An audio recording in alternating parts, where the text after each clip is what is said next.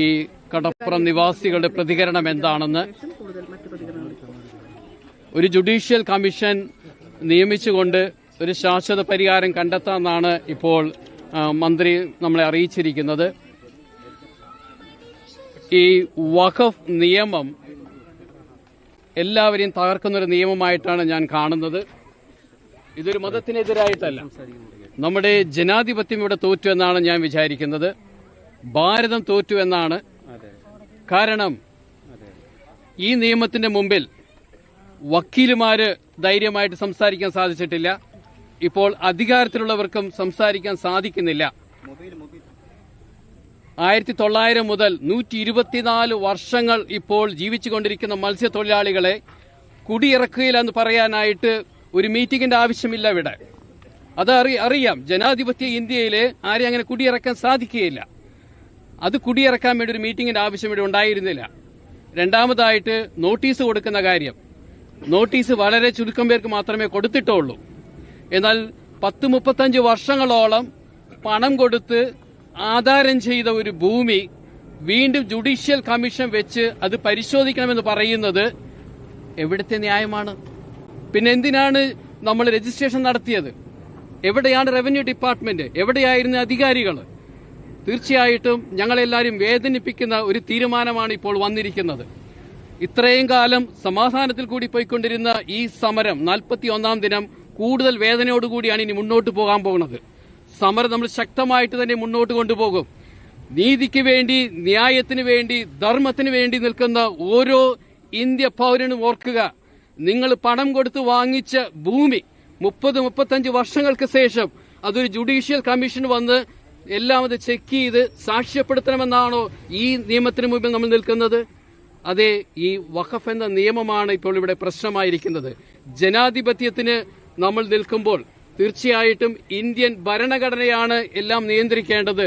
അതിന് മുകളിലായിട്ടൊരു super power കടന്നു വരുമ്പോൾ ഉള്ള പ്രശ്നമാണ് ഇത്. അതെ, നമ്മുടെ സമരം ശക്തമായിട്ട് തന്നെ മുന്നോട്ട് പോകും. ഈ ദിവസങ്ങളിൽ ഞങ്ങൾ വീണ്ടും മീറ്റിംഗ് കൂടി അത് ഏത് രീതിയിൽ മുന്നോട്ട് കൊണ്ടുപോകണമെന്ന് ഞങ്ങൾ ചിന്തിക്കും. ഇത് സമാധാനത്തിന്റെ ഒരു സമരമാണ്, നിരാഹാരത്തിന്റെ ഒരു സമരമാണ്. ഞങ്ങൾ അക്രമവാസനയില്ലാതെ സമാധാനത്തോടു കൂടിയാണ് 41 ദിവസം ഇത് മുന്നോട്ട് കൊണ്ടുപോയത്. അതേ രീതിയിൽ തന്നെ മുന്നോട്ട് കൊണ്ടുപോകും. പക്ഷേ സമരത്തിന്റെ രീതികൾ മാറും. ആ രീതികളിലൂടെ മറ്റവർ മനസ്സിലാക്കും ഇത് എവിടെ എത്തിച്ചേരുമെന്ന്. ജനാധിപത്യ മനസ്സുള്ള ഓരോ ഇന്ത്യനും ഇതിന്റെ പിന്നിൽ ഞങ്ങളുടെ കൂടെ ആയിരിക്കുമെന്ന വിശ്വാസമുണ്ട് ഞങ്ങൾക്ക്. തീർച്ചയായിട്ടും സമരത്തിന്റെ രീതികൾ മാറ്റിക്കൊണ്ട് ഞങ്ങൾ മുന്നോട്ട് പോവുക തന്നെ ചെയ്യും. ശാശ്വത പരിഹാരം കണ്ടെത്താനായിട്ട് ഞങ്ങൾ ആഗ്രഹിക്കുകയാണ്. പക്ഷേ ഒരു കമ്മീഷനെ വെച്ചുകൊണ്ട് അത് 3 മാസം എന്ന് പറയുമ്പോൾ നമുക്കറിയാം എത്ര കാലം നീണ്ടുപോകുന്ന കമ്മീഷൻസ് നമുക്ക് എല്ലാവർക്കും അറിയാവുന്ന കാര്യങ്ങളാണ്. ഇനി വീണ്ടും ഇത്രയും കാലം കാത്തിരിക്കണമെന്നാണ് ഞങ്ങൾ പ്രതീക്ഷിക്കുന്നത്. മാത്രമല്ല ഞങ്ങളുടെ കയ്യില് ഇത് കിട്ടുന്നത് വരെ പൂർണ്ണമായിട്ടും ഞങ്ങളുടെ ഈ ഭൂമി വഖഫിന്റെ ആസ്തിക പട്ടികയിൽ നിന്ന് മാറുന്നത് വരെ ഞങ്ങൾ സമരം ചെയ്യുന്നതായിരിക്കും.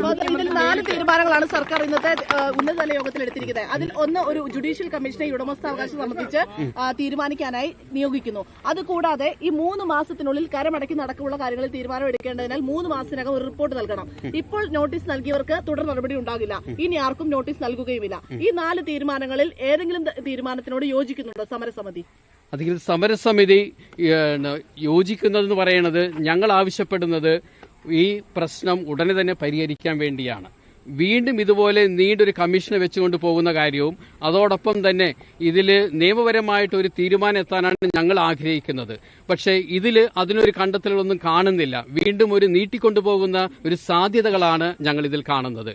പിന്നെ നോട്ടീസ് കൊടുക്കുന്ന കാര്യം അല്ലെങ്കിൽ ആളുകളെ കുടിയിറപ്പിക്കുന്ന കാര്യം അതൊക്കെ ശാശ്വതമല്ല. കാരണം അതിങ്ങനെ മുന്നോട്ട് പോവുകയാണെങ്കിലും ഇതിപ്പോൾ നിർത്തുകയാണ്. പക്ഷേ നമുക്ക് ഒരു ശാശ്വത പരിഹാരം എന്ന് പറയുന്നത് ആളുകളുടെ ഈ തിരിച്ചും അവരുടെ റവന്യൂ അവകാശങ്ങൾ അവർക്ക് തിരിച്ചു കിട്ടണം. അതാണ് നമ്മളിപ്പോൾ ആഗ്രഹിക്കുന്നത്. ഈ നികുതി അടയ്ക്കുന്നതിലെ സ്റ്റേ പിൻവലിക്കുന്നതിന് സർക്കാർ നടപടി സ്വീകരിക്കുമെന്ന് ഉറപ്പ് നൽകിയിട്ടുണ്ട്.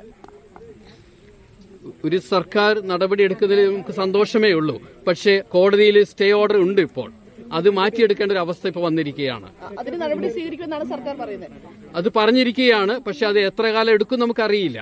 അത് വീണ്ടും നമുക്കിത് കിട്ടുന്നത് വരെ നമ്മൾ സമരത്തിൽ മുന്നോട്ട് പോവുക തന്നെ ചെയ്യും. നടപടികളുമായിട്ട് സഹകരിക്കുമോ? തീർച്ചയായിട്ടും ഞങ്ങളുടെ അവസ്ഥയിൽ ഞങ്ങൾ നിസ്സഹായ അവസ്ഥയിൽ നിൽക്കുകയാണ്. പക്ഷേ ഇത് കമ്മീഷനുമായിട്ട് നമ്മൾ സഹകരിക്കണമോ വേണ്ടയോ എന്നുള്ളത് ഞങ്ങളുടെ മീറ്റിംഗ് കൂടിയിട്ട് ഞങ്ങൾ തീരുമാനിക്കുന്നതായിരിക്കും. മാത്രമല്ല, ചിന്തിക്കുക, 35 വർഷങ്ങളോളം ഇവിടെയുള്ള ഓരോരുത്തരും നിങ്ങൾ പണം കൊടുത്ത് വാങ്ങിച്ച് നിങ്ങളുടെ വീടും ഭവനവും ആധാരവും ഇതുപോലൊരു കമ്മീഷൻ വന്ന് ചെക്ക് ചെയ്യാറുണ്ടോ? അതിന്റെ അർത്ഥം എന്താണ്? ഞങ്ങൾക്ക് ജീവിക്കേണ്ട അവകാശമില്ല ഇവിടെ. ഇത് വഖഫ് എന്ന് പറഞ്ഞുകൊണ്ടാണ്. പക്ഷേ 1988 മുതൽ 93 വരെ സ്ഥലം വാങ്ങിച്ചവരാണ് ഇവിടെ ഉള്ളത്. അപ്പോൾ മുഴുവനും രജിസ്റ്റർ ഓഫീസിൽ രജിസ്റ്റർ ചെയ്ത പ്രോപ്പർട്ടീസാണിത്. പിന്നെ എന്തുകൊണ്ട് റവന്യൂ ഡിപ്പാർട്ട്മെന്റ് വീണ്ടും അത് ചെക്ക് ചെയ്യണമെന്ന് ആവശ്യപ്പെടുന്നത്? അതൊക്കെയാണ് ഞങ്ങൾക്ക് മനസ്സിലാകാത്ത കാര്യങ്ങൾ. ആശങ്ക പരിഹരിക്കാനായി മുഖ്യമന്ത്രി നേരിട്ട് പ്രതിഷേധക്കാരെ കൂടിക്കാഴ്ച നടത്താൻ തീരുമാനിച്ചിട്ടുണ്ട്. അപ്പൊ അങ്ങനെ ഒരു കൂടിക്കാഴ്ചയിൽ എന്താണ് നിങ്ങളുടെ പ്രതീക്ഷ? എന്നതിലുണ്ടാവോ? തീർച്ചയായിട്ടും നമ്മൾ ചർച്ചയിലൂടെ എല്ലാം പരിഹരിക്കാൻ ആഗ്രഹിക്കുകയാണ്. ആ ചർച്ച ഇല്ലെങ്കിൽ തീർച്ചയായിട്ടും സമരം മുന്നോട്ട് തന്നെ ശക്തമായിട്ട് പോകുന്തോറും ഓരോ നീതിക്ക് വേണ്ടിയുള്ള മനസാക്ഷിയുള്ള ഓരോ ഇന്ത്യൻ പൗരനും ഞങ്ങളുടെ സമരത്തിന്റെ കൂടെ തന്നെ ആയിരിക്കും.